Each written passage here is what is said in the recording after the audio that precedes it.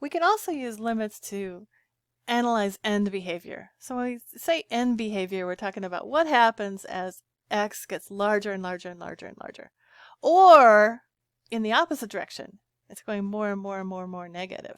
Okay, so what's happening at the ends of the function, which we can't actually go to, but so we're looking at end behavior. So we're looking at the limits as x approaches infinity or x approaches minus infinity. Okay, and this can tell us where horizontal asymptotes are, right? So if you have a limit as x approaches infinity of L, that just means that there's a horizontal asymptote at L. Or you could have it approach as you approach negative infinity. It could approach some limit L, and that again would be a horizontal asymptote. Now there's a theorem here that is extremely useful. So let's take a look at that next. So if R is a positive rational number, okay, so it has to be positive. Positive is important here. Doesn't work if it's not positive. Then the limit as x approaches infinity of 1 over R is 0, right? And that makes sense because as x, if R is positive, right? So you're dividing by larger and larger and larger and larger and larger numbers. And as you divide 1 by larger and larger numbers, you get smaller and smaller and smaller numbers, all right? So the limit as x approaches infinity of 1 over R, as long as R is a positive number, is 0. And the same way as if you approach a negative infinity. So again, the limit as x approaches negative infinity of 1 over x to the R is 0. And that can come in very handy. So let's take a look at this last example. It looks like there's 2 parts to it. And I can show you how we can use that. So we want to find the limit of these functions. So let's start with the first one. We want to find the limit. Let me just write it out. The limit as x approaches infinity of 3x cubed plus 6x squared plus 5 over 5x cubed plus 3x minus 7.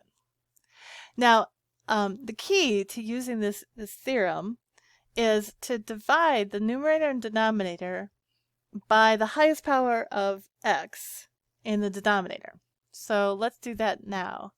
So if we do the limit as x approaches infinity, and let's divide everything by the highest power of x, which is x cubed.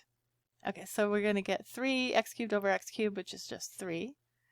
We have 6x squared over x cubed, which just becomes 6 over x. And then we'll have plus 5 over x cubed. And then we could do the same thing in the denominator. We could divide everything by x cubed. Because if we're dividing both the numerator and denominator by x cubed, we're just creating an equivalent fraction. So 5x cubed divided by x cubed is just 5. And then we'll have 3x divided by x cubed becomes 3 over x squared. And then minus 7 over x cubed. And now, and I'm not going to take the time to write out every step, but you can see that we know that the limit of a ratio is the ratio of the limits.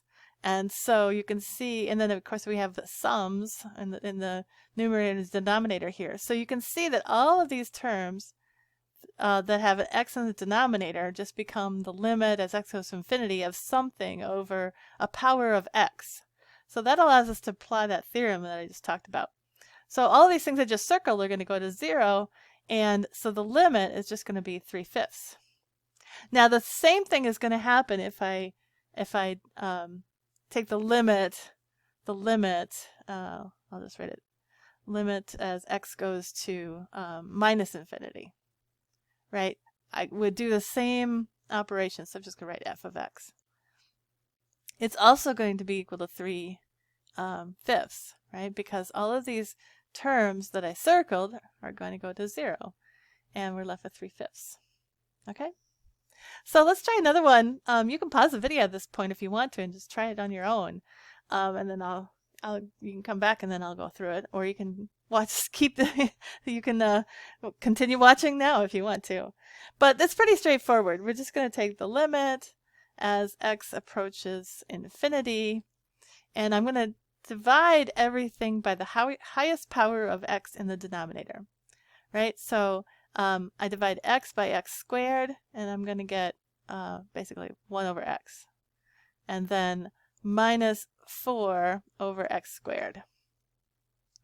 And then in the denominator, I'm going to have 1 plus 3x over x squared becomes 3 over x. And then finally minus 7 over x squared. And now you can see any thing that looks like something over a power of x is going to go to 0.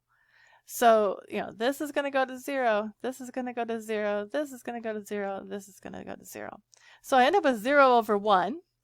That's good. So that just means that my limit is 0. And that's the limit as x goes to infinity, right?